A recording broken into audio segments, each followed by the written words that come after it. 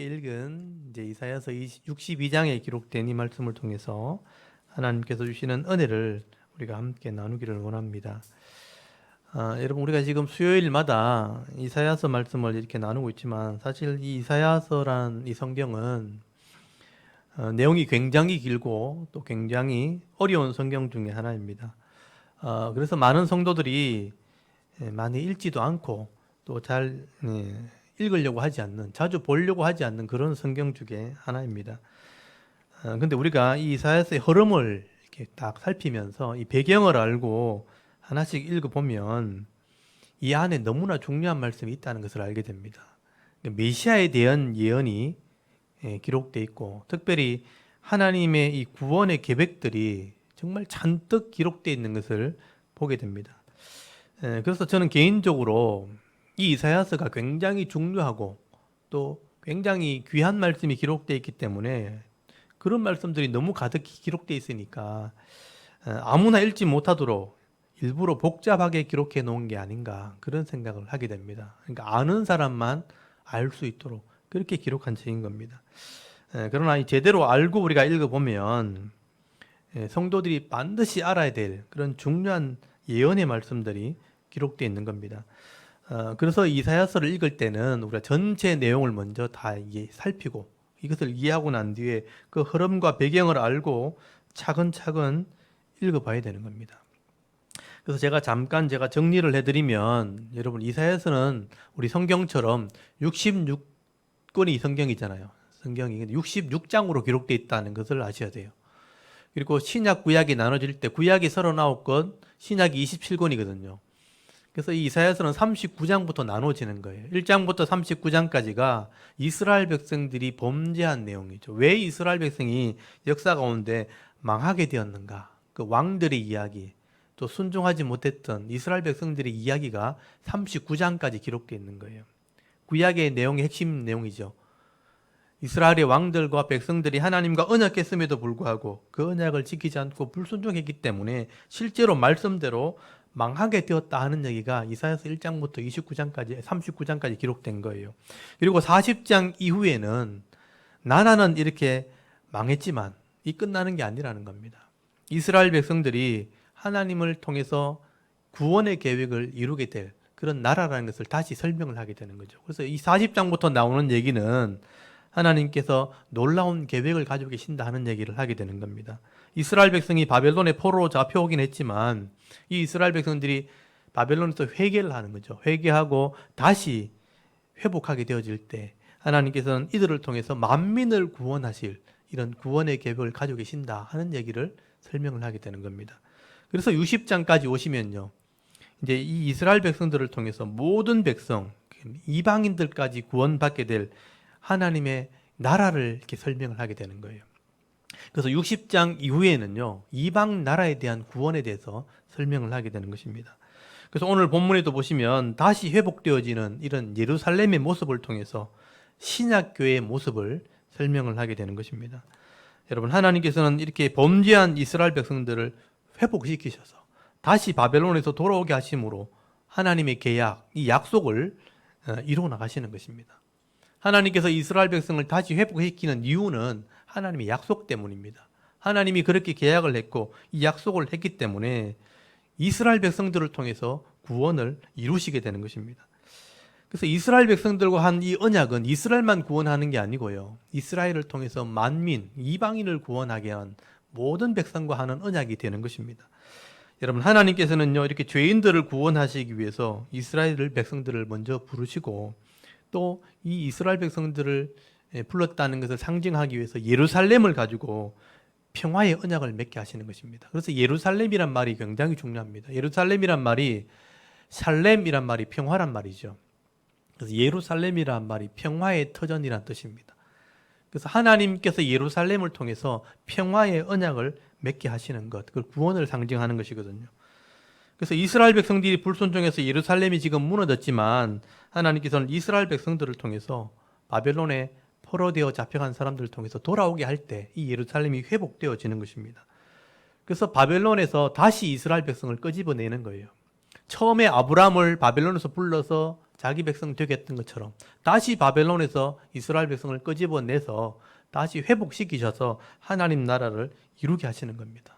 그래서 이 회복된 이스라엘이 만민, 모든 이방인들을 구원하게 될 것이라. 그래서 이 신약 교회를 오늘 62장에서 설명을 하게 되는 겁니다. 그래서 62장은 오늘 굉장히 중요한 말씀이죠.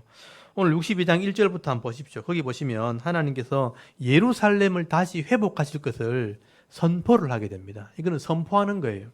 여러분 1절에 보니까 나는 하나님이죠.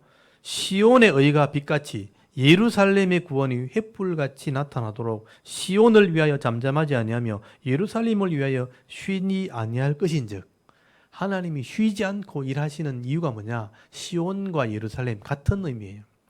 두 번 강조되어 있죠. 시온, 예루살렘 강조되어 있는데 그것이 두 번 기록되어 있잖아요. 그래서 시온의 의가 예루살렘의 구원이 횃불같이 드러난다, 나타나도록 시온을 위하여 잠잠하지 않고 예루살렘을 위해서 쉬지 않을 것인 즉, 이방 나라들이, 이 세상 나라들이죠. 이방 나라들이 내 공의를, 뭇나라, 뭇왕이, 세상 왕이 다 네 영광을 볼 것이요. 너는 여호와의 입으로 정하실 새 이름으로 일컬음이 될 것이며, 새 이름으로 이름이 붙여진다는 것은 신약을 상징하는 거예요. 새 이름으로 일컬음이 될 것이며, 너는 또 여호와의 손에 아름다운 관, 네 하나님의 손에 왕관이 될 것이라. 머리에 쓰는 왕관이 된다. 이게 이스라엘, 예루살렘을 보고 하는 말입니다. 여러분, 하나님께서 이렇게 이스라엘을 버릴 수가 없는 것은 이스라엘을 통해서 이 땅의 모든 죄인들을 구원하기로 언약을 했기 때문에, 이 이스라엘 백성들이 못나고 부족해도 그들을 회복시키셔서 이 하나님의 약속, 이 구원의 약속을 이루시겠다는 겁니다. 하나님의 구원이 이스라엘을 통해서 이루어진다. 그래서 나는 이 시온의 의가 빛같이 예루살렘의 구원이 횃불같이 나타나도록 잠잠하지도 않고 쉬지도 않을 것이다. 그렇게 예언을 하는 겁니다. 여러분이 시온과 예루살렘은 같은 곳이에요. 시온 산이고 예루살렘 성이에요.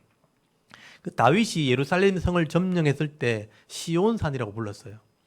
이 시온이란 말은 요새란 뜻이고요. 예루살렘, 아까 제가 말했던 것처럼 평화의 터전이란 뜻입니다.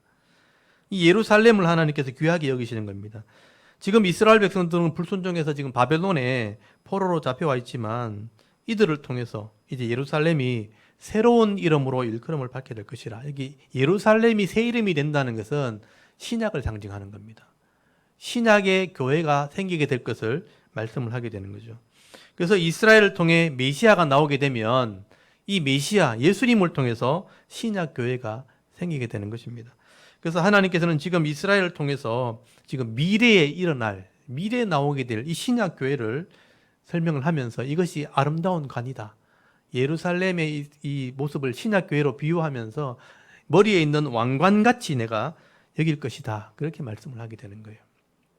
그래서 예루살렘은 신약 교회를 상징한다 하는 것을 먼저 염두에 두시면 좋겠어요. 그래서 하나님께서 이것을 설명하기 위해서 그 당시에 사람들이 알고 있는 말을 가지고 설명하는데 그게 헵시바란 말과 뷸라라는 말입니다. 여러분, 헵시바하고 뷸라라는 말을 가지고 새 예루살렘을 설명하는 거예요. 여러분, 헵시바와 뷸라라는 말은 당시의 사람들은 다 아는 그런 이름입니다. 그래서 여러분 4절 보시면요, 헵시바란 이름이 나오죠. 이 헵시바가 누구냐면 히스기야 왕의 아내입니다. 근데 이 헵시바가요, 우상을 섬기고 악한 여인이기 때문에 히스기야 왕이 젊을 때 이 여인을 내쫓아 버립니다. 그리고 얼마 있다가 성경에 보시면 이 히스기야가 죽을 병이 걸리죠. 그래서 하나님께 살려달라고 울면서 기도할 때 하나님이 히스기야를 낫게 하는 그런 기적을 경험하게 됩니다. 그게 히스기야가 39살 때예요. 39살에 죽기에는 너무 아깝잖아요. 살려달라고 기도할 때 하나님께서 15년을 더 살게 해준 겁니다. 근데 문제는요, 이 히스기야가 39살 죽을 때까지 아들이 없었어요. 아들이 없었고 대를 잇지를 못한 거예요. 그래서 하나님 데려가시려고 했는데 15년을 더 살게 해달라고 간절히 기도하니까 하나님이 긍휼을 베풀어서 15년을 더 살게 해주셨는데 15년을 더 살게 한 이유가 뭐냐면 대를 잇게 하기 위해서예요. 그래서 히스기야가 버렸던 이 아내를 다시 데리고 옵니다. 그래서 헵시바라는 여자를 버렸었는데 그 여인을 다시 데리고 온 거예요. 그래서 그 헵시바를 통해서 아들을 낳게 되는데 그 아들이 바로 므낫세라는 왕이 된 거죠. 근데 중요한 것은요, 하나님께서 이 히스기야를 15년 더 살게 하신 이유가 뭐냐면, 그냥 히스기야가 불쌍해서, 히스기야 개인을 위해서 살준 게 아니라는 거예요. 이 나라와 뒤에 올 메시아를 위해서 이 히스기야 다음에 왕이 나와야 되는데, 그 왕을 낫게 하기 위해서, 그러니까 하나님의 나라를 위해서 너를 고쳐준 거다. 이렇게 설명을 해요. 그래서 제가 성경을 한 군데 찾아봤으면 좋겠는데요. 열왕기하서 20장을 한번 찾아보십시오. 열왕기하서 20장. 제가 히스기야 얘기할 때마다 이 얘기를 하는데요. 이걸 꼭 기억하셔야 됩니다. 열왕기하서 20장 6절을 한번 찾아보십시오.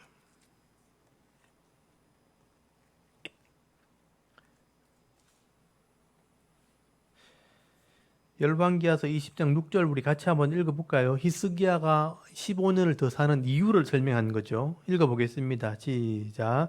내가 네 날에 15년을 더할 것이며 내가 너와 이 성을 아수르 왕의 손에서 구원하여 내가 나를 위하고 또 내 종 다윗을 위함으로 이 성을 보호하리라 하셨다 하라 하셨더라. 아멘.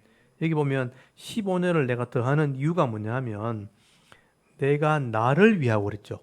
하나님이 자신을 위해서, 그러니까 하나님의 구원 계획을 위해서, 그리고 내 종 다윗을 위해서, 다윗의 후손이 나오게 하기 위해서, 그리고 이 성을 보호하기. 이 성이 뭐예요? 예루살렘 성이에요. 그러니까 이 나라를 위해서 너를 구원하는 거다. 15년 더 연장시켜 주는 거다라고 말씀을 하게 되는 것입니다. 그래서 하나님 자신을 위해서 히스기야를 15년 더 사용하시겠다는 거예요. 히스기야를 위해서 그렇게 한 게 아니란 뜻입니다. 이걸 분명히 아셔야 됩니다. 그래서 다윗을 위해서, 대를 잇게 하기 위해서, 그래 너를 병을 낫게 하는 거다. 그래서 히스기야는요, 죽을 병이 낫게 되었을 때 이제 아들을 낳아야 되니까 이 버렸던 자기 아내, 쫓아냈던 아내 헵시바를 다시 데리고 오게 된 것입니다. 그래서 이 헵시바를 통해서 아들을 낳았는데 그 아들이 므낫세죠. 그래서 열왕기하서 21장 오늘 거기 읽었던 20장 다음에 보면 21장 1절에 보면 므낫세가 왕이 될 때 나이가 12세라 예루살렘에서 55년간 다스리니라. 그의 어머니 이름이 헵시바더라라고 돼 있죠. 헵시바라는 이름이 나오잖아요. 이게 아까 이사야서 62장의 4절에 나왔던 헵시바예요. 그래서 이 헵시바가 이 므낫세를 낳게 되는데 이 히스기야가 15년 뒤에 죽거든요. 근데 이 므낫세가 왕이 된 게 12세라고 돼 있잖아요. 그러니까 병이 낫고 난 뒤에 3년 뒤에 이 므낫세를 낳은 거예요. 그러니까 12살 되었을 때 므낫세가 왕이 되게 된 겁니다. 근데 여러분 이 므낫세가 12살에 왕이 되었으니까 어린 나이에 무슨 왕을 하겠어요. 이 헵시바가 정치를 하게 되는 거예요. 자기 어머니 헵시바가. 그러니까 우상을 섬기게 만들면서 이 므낫세를 이제 악을 행하게 만든 겁니다. 그래서 역사에 보면 므낫세가 악한 왕으로 기록된 것입니다. 그런데 여러분 여기 중요한 것은요. 비록 버림받은 이런 여인이었고 이런 악한 여자였지만 하나님께서 그 여인을 통해서 아들을 낳게 한 거예요. 다윗의 후손을 태어나게 한 겁니다. 그런데 이 악한 왕이지만 므낫세를 통해서 또 아들이 나오게 될 때 결국 예수 그리스도가 태어나게 된 거예요. 그래서 하나님께서 이런 악한 여자를 통해서 버림받은 여자를 데려와서 대를 잇게 했다. 이게 중요한 겁니다. 그래서 당시에 히스기야 당시에 또는 이사야 당시에 헵시바 하면은 버림받았다가 돌아온 여인 이런 뜻이에요. 버림받았는데 돌아온 여인, 다시 회복된 이 아내를 상징하는 이름이 바로 헵시바라는 이름이죠. 그런데 이런 헵시바를 통해서 하나님이 대를 잇게 하셨다. 그래서 오늘 본문에 보시면 하나님께서 이 헵시바를 부르시는 이유가 이 헵시바라는 이름의 뜻이 뭐냐면 그녀 안에 내 기쁨이 있다 이런 뜻입니다. 여러분 오늘 62장 이사야서 62장 거기 4절에 보면 헵시바라는 이름이 있죠. 헵시바라는 이름에 거기 번호가 달려 있죠. 거기 2번이라고 달려 있고 나의 기쁨이 그에게 있다 이런 뜻이 있죠. 그녀 안에 내 기쁨이 있다. 그 헵시바라는 이름의 뜻이 그런 뜻이에요. 버림받은 여자인데 그 안에 내 기쁨이 있다. 이것을 하나님께서 상징적으로 말씀하게 되는 겁니다. 여러분이 헵시바가 악한 여자입니다. 악한 여자고 그 아들이 므낫세가 악하게 되기 때문에 나라가 또 망하게 되는 일이 벌어지게 되거든요. 근데 하나님께서 이런 악한 여자, 버림받은 여자를 데리고 와서 대를 잇게 함을 통해서 메시아가 나오게 했기 때문에 그녀 안에는 내 기쁨이 있다. 이런 의미로 사용하게 된 거예요. 이 의미가 있는 겁니다. 그래서 악한 여자를 할지라도 그 속에 메시아가 나올 여자이기 때문에 그 아들을 낳았기 때문에 그 속에는 내 기쁨이 있다. 하나님께서는 이런 악한 자, 부족한 자라도 이 사람을 통해서 다음 세대 하나님 뜻을 이루겠다. 하나님 계획을 이루시는 분이라는 것을 지금 말씀을 하게 되는 거죠. 그렇다면 우리가 생각해 봐야 되는 거죠. 지금 내가 살아있는 건, 내가 지금 살아있다면 나는 부족한 사람인데 나는 악한 사람일 수도 있는데, 그렇지만 내가 살아있는 것은 나를 통해서 하나님 뜻이 또 있는 거예요. 또 다른 하나님의 계획이 있다는 것입니다. 나를 통해서 구원받은 하나님 백성들이 있기 때문에 나는 부족해도 지금 쓰임받고 있는 것이죠. 그 의미가 있다는 것을 우리가 알아야 되는 겁니다. 그래서 우리 속에도 하나님의 기쁨이 있다는 뜻입니다. 그리고 여기 뷸라라는 이름도 있는데 이 뷸라라는 이름은 결혼한 아내를 의미하는 것입니다. 특별히 이 뷸라라는 이름은 버림받은 여자가 다시 결혼하게 될 때 사용하는 이름이에요.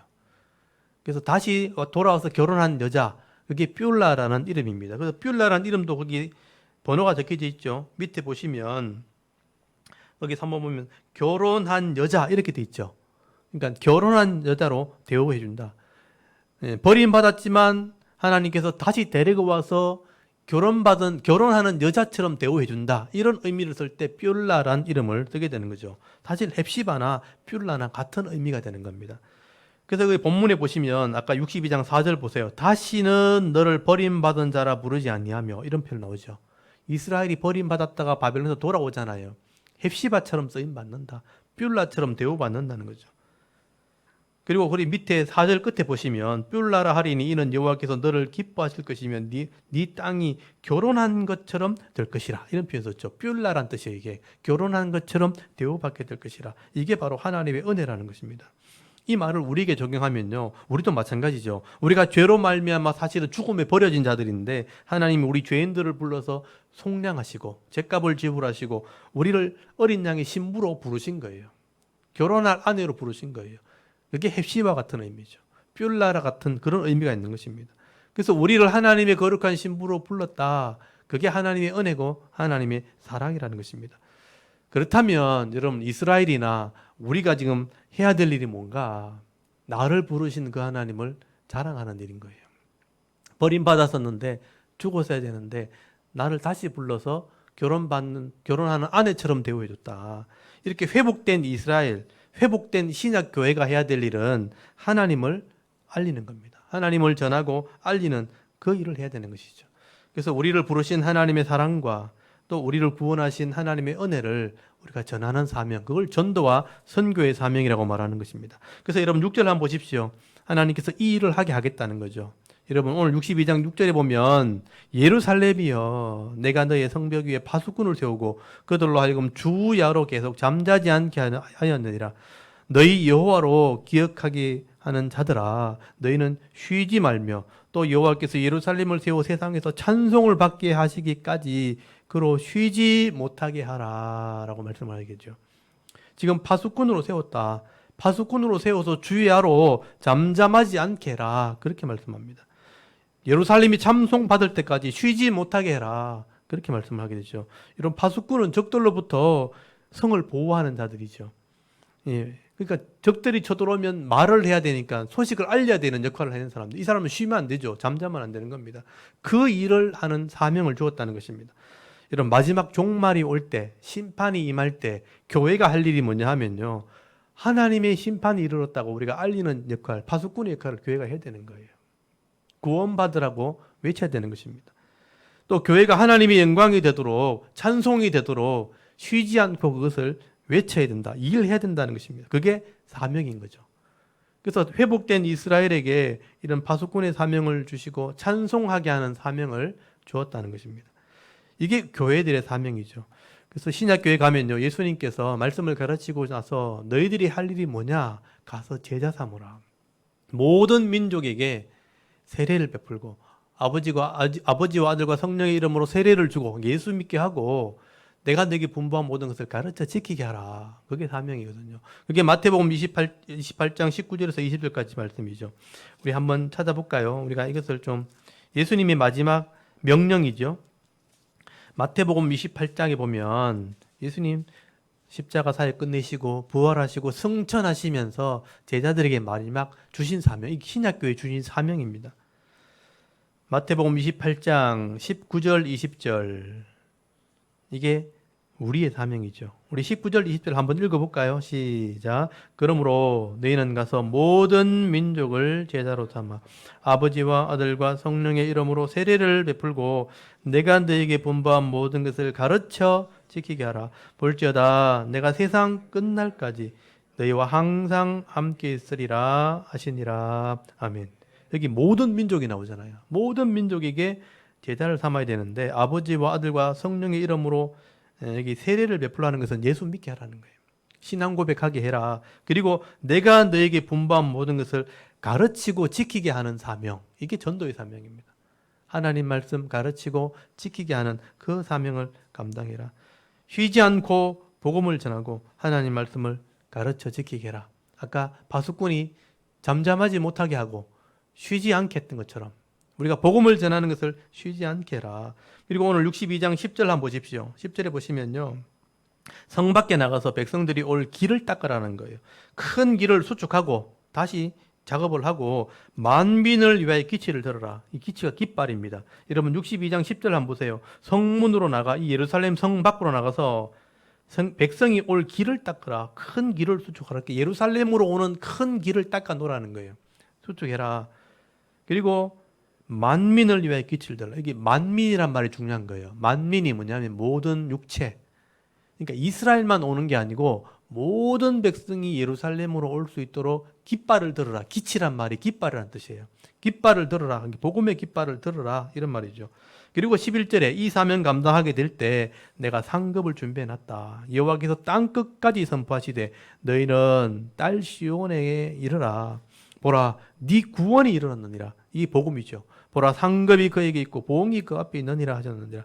여기 땅 끝이란 말 나오죠. 예수님께서 속죄하시고 성령이 이 땅에 오시면 내가 예루살렘, 유대, 사마리아 땅 끝까지 내 증인이 되는 사명을 주셨잖아요. 이사야서에 벌써 그걸 기록해놨잖아요. 땅 끝까지 구원이 이르렀다고 전해라는 거예요. 이게 이방인들을 위한 외침이죠. 성문에 나가서 길을 수축하고 깃발을 들고 이제는 땅 끝까지 선포하라고 돼 있잖아요. 땅 끝까지 선포하되 시온에 오라, 이 말이죠. 구원이 이르렀다. 그리고 상급이 이미 준비되어 있다. 보응이 준비되어 있다. 이 구원을 선포할 때 하나님이 구원을 완성하면 너에게 상급을 얻게 하실 것이라. 그리고 사람들이 그 구원받고 오는 사람들을 향해서 너희는 구원받은 사람이라 돌아온 자들이라 부르게 될 것이다. 여러분 12절, 오늘 62장 12절 보십시오. 사람들이 너를 일컬어, 그러니까 돌아오는 사람들을 보고 거룩한 백성이라 여호와께서 구속한 자라 하겠고, 또 너를 일컬어 찾은 바 된 자요 버림받지 아니한 성읍이라 하리라. 찾은 바 된 사람들이다. 돌아온 사람들이죠. 그래서 이 구원의 소식을 듣고 이 깃발을 보고 찾아온 사람들은 구원받은 백성이라, 거룩한 백성이라, 그런 말을 듣게 된다는 거예요. 여러분, 오늘 저와 여러분도 어떻게 보면 헵시바 같은 사람이죠. 버림받은 사람들입니다. 하나님을 모르고 죄를 짓고 살았던 사람, 우상을 섬기고 또 세상의 힘을 따라갔던 사람들, 조상을 섬겼던 그런 사람들입니다. 지금도 여전히 부족하고 연약한 자들이지만 하나님께서는 우리를 불러서 거룩한 백성 되게 하시고 거룩한 신부가 되게 해주셨다는 거죠. 결혼한 아내의 대우를 받게 한 거죠. 뷸라라고 불러주신 것입니다. 이것이 바로 하나님의 은혜고 하나님의 사랑입니다. 이사야서에 이것을 예언해 놓은 거예요. 이렇게 하나님 나라가 회복될 거다. 그렇다면 이 구원받은 백성, 돌아온 백성, 버림받다가 되찾게 된 백성이 해야 될 일이 뭐겠는가? 하나님의 상급을 바라보면서 이 하나님 나라의 이 사랑, 하나님의 은혜를 증거하는 삶을 살아야 되는 것입니다. 그래서 여러분, 예수님께서도 우리에게 말씀하셨잖아요. 가르치고 지키게 해라. 이게 전도의 사명이죠. 선교의 사명입니다. 이 전도와 선교의 사명을 한마디로 요약하면 사랑하는 것입니다. 네 이웃을 사랑하는 것, 하나님의 사랑으로 사랑하며 섬기는 삶을 사는 것, 그게 바로 전도고 선교인 겁니다. 그래서 예수님께서 내가 너희를 사랑한 것 같이 너희도 서로 사랑해라, 이렇게 요약하신 거예요. 사랑하는 것이 말씀을 실천하는 것입니다. 그게 전도하는 것입니다. 요한복음 13장 35절에 보면요, 너희가 서로 사랑하면 이로써 모든 사람들이 너희가 내 제자인 줄을 알리라. 우리가 하나님 말씀대로 순종하는 삶, 사랑하는 삶을 살면 세상 사람들이 우리를 보고 저 사람은 하나님 사람이라, 예수님의 제자라, 그런 말을 하게 될 것이라, 그렇게 말씀을 하게 된 것입니다. 그래서 이 사랑의 사도 요한이 하나님이 이같이 우리를 사랑하셨으니 우리가 서로 사랑하는 것이 마땅하도다, 사랑하는 것이 전도다, 그렇게 말씀하게 되는 것입니다. 그러므로 우리가 지금 살아가는 동안 삶 속에서 이 전도의 삶, 사랑하는 삶을 살아야 되는 것입니다. 가정에서도 그렇고 직장에서도 그렇고 하나님 사람답게 사랑하는 삶을 보여주며 살아야 되는 것입니다. 여러분 가정에서 이 사랑을 실천하셔야 돼요. 하나님이 선물로 준 자녀들을 진짜 하나님의 사랑으로 사랑해야 됩니다. 그러니까 내 사랑으로 사랑하는 게 아니고 내 욕심으로 사랑하는 게 아니고 하나님 사랑으로 사랑해야 되는 거예요. 하나님의 선물이기 때문에. 우리 자녀들은 부모님을 하나님의 사랑으로 경외해야 되는 거예요. 하나님의 사랑으로 사랑해. 내 엄마니까 내 아빠니까 사랑하는 게 아니고요.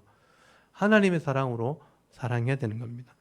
또 직장에 가서도 우리 동네 가서도 만나는 사람들에게 내가 거룩함과 정직한 삶으로 하나님의 사랑을 보여줘야 되는 거죠. 하나님의 사람으로 인정을 받아야 되는 것입니다. 버림받고 돌아온 사람들의 사명이 바로 그 사명인 것입니다. 오늘 이 말씀을 통해서 여러분의 사명을 다시 한번 깨달을 수 있기를 바랍니다. 오늘 저와 여러분이 다 하나님의 자녀로 또 하나님의 일꾼으로 부름받았다는 것을 여러분 기억하시고요. 하나님의 사랑을 전하고 이웃을 사랑하는 삶을 살아갈 때 하나님의 사람으로 이제 칭찬 듣게 되고 또 하나님을 기쁘시게 하는 그런 삶을 살아갈 수 있는 저와 여러분의 이런 영적인 삶의 모습이 되실 수 있기를 주의 이름으로 축원합니다. 아멘. 잠깐 기도드리겠습니다. 하나님 은혜를 감사합니다. 오늘도 수요 예배 시간에